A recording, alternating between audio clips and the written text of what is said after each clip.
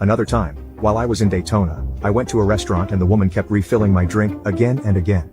Being a bit shy, I did not tell her to stop and expected a bill with $15 for sodas, but then I found out the refills were free.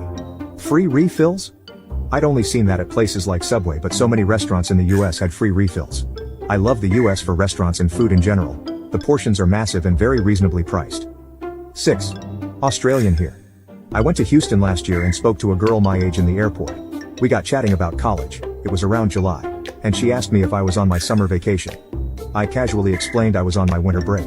She was genuinely confused and did not understand how it was summer in the US but winter in Australia. I tried to explain but eventually gave up.